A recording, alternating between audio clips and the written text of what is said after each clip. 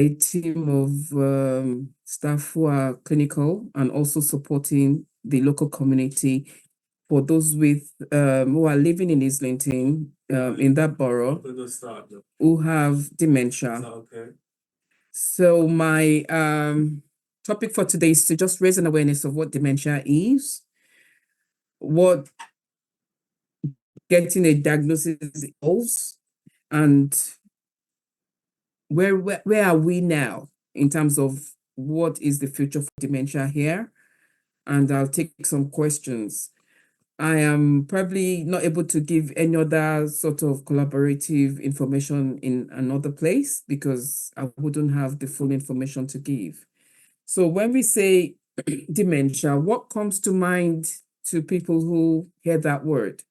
Just put it in the chat or just say what, any knowledge, any lay knowledge at all. It doesn't have to be a sentence. What comes to people's mind when you say the word dementia?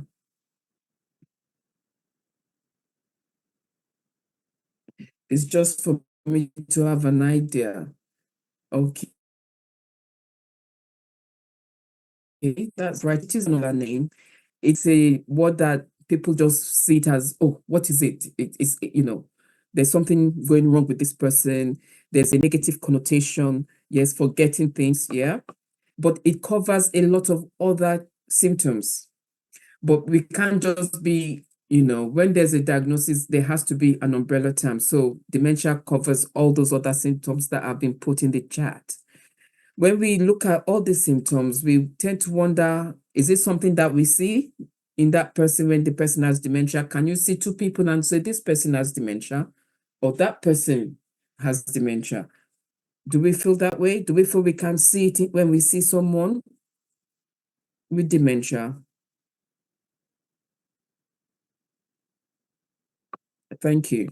No, it's not written on anyone's forehead that this person has dementia, but from the way the person behaves or the way the person talks or acts or looking a bit confused, you can feel that there's something not quite right. So what I'm now going to say is, what do we feel is the part of the body? The reason why I'm asking this question is to get an idea that what people know, so I don't just continue to talk. I can sense where the knowledge is and we can then take it forward. What part of the body of a human anatomy governs how we behave, how we talk, how we spend our daily lives? The brain. That is it. That is the brain.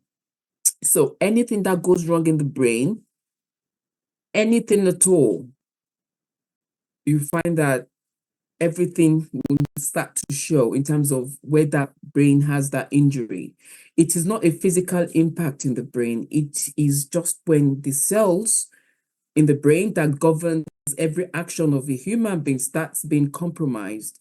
The cells might start dying off because there's a disease. There might have been a trauma also impact. And then, or sometimes they just start getting weak for certain reasons, so that when the brain is meant to do a certain task, it doesn't find, might be a bit delayed, it might be slowed, or it might not even take place at all. They can't do that task that they're meant to do because the brain cells that govern those tasks are compromised because there's something going on. There's an illness, there's a disease. So when we say dementia, we always think that it's all about memory loss. It's more than that because the brain governs every action and it's progressive. By being progressive, that means it doesn't stay in one place once you've got the diagnosis. Oh, now we've got a diagnosis, everything is all right. It changes over time, over years.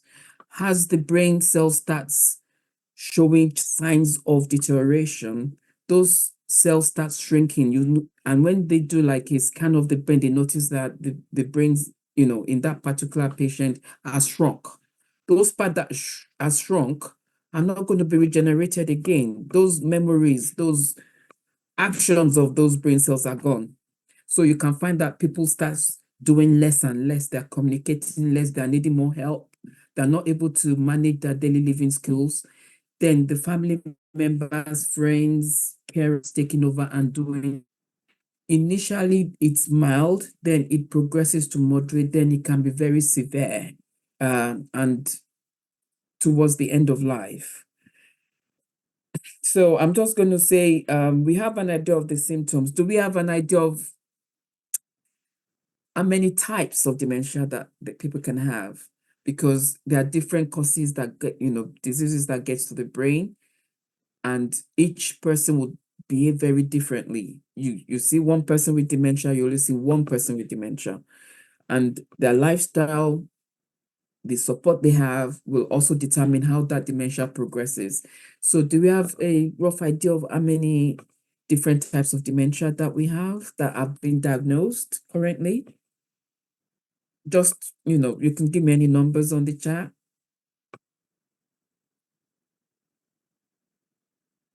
I know we have some common ones that we hear about on TV, but, there are so many different types because they've all been diagnosed. They are not like just guesswork. They've done brain scan. They know that these symptoms, this disease is okay. We don't know the types. Any rough guess of how many different types? How many?